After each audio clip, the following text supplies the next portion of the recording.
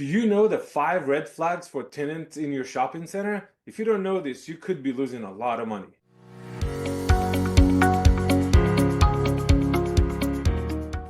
Hey everybody, Joseph Gosman here with Eureka Business Scoop, and today we're talking about the 5 red flags every shopping center owner should be looking at when he's looking at a prospective tenant. Red flag number 1 we're looking for in a tenant in a shopping center is, are they paying their rent on time?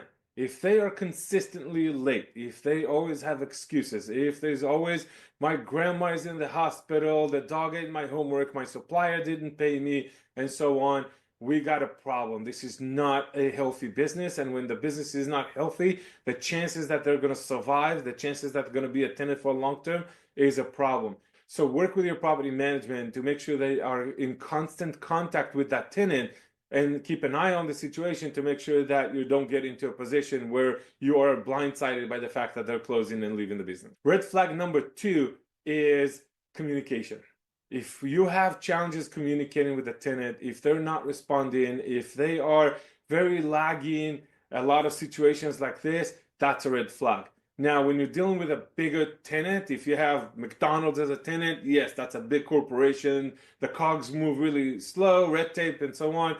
That's one thing. But if you have a small business owner in your shopping center and they're not really communicative, we have a challenge and we need to look at that red flag. Number 3, look at their space, look at their unit. Is it messy? Is it clean? Is it organized? Is it a chaos?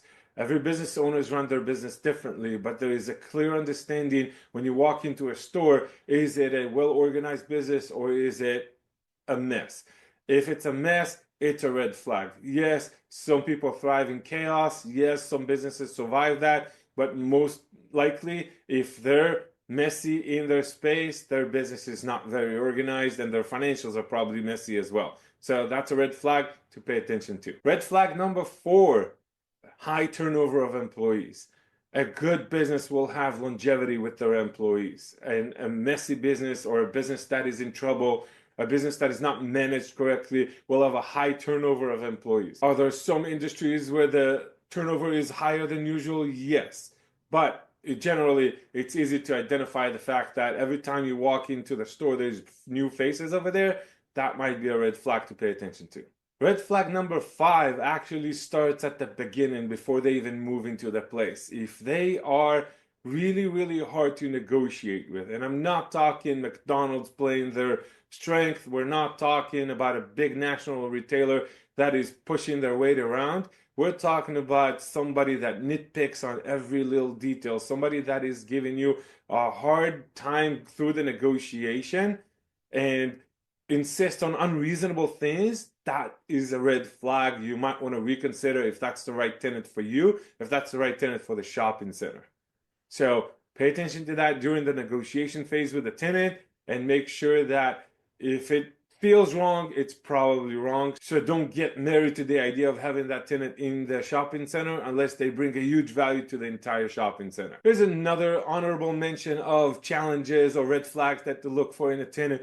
If they are not engaged with the environment, with the community, with the other businesses in the shopping center, that could potentially be a red flag. A good business is a business that has great relationship with the community loves the business loves the community, there's an interaction there. So think about it as well. You won't see that until later in the game, but it's something to pay attention to. Okay, so that covers our top red flags for tenants, for shopping center owners. Pay attention to that. This can help you save a lot of money in the long run. This can help you make a lot of money in the long run if you don't put the wrong tenant in the shopping center. Because here's the thing, a bad business owner doesn't impact just their business. They can impact the entire shopping center. They can create a toxic environment.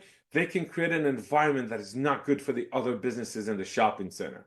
So very important to pay attention to this. That's it for today. I'm Joseph Gosman with Eureka Business Scoop. We are retail experts in the Dallas market. If there's anything we can do to help you guys, feel free to reach out to us through email, phone call. On our website, we have contact forms, and you can even leave comments here below.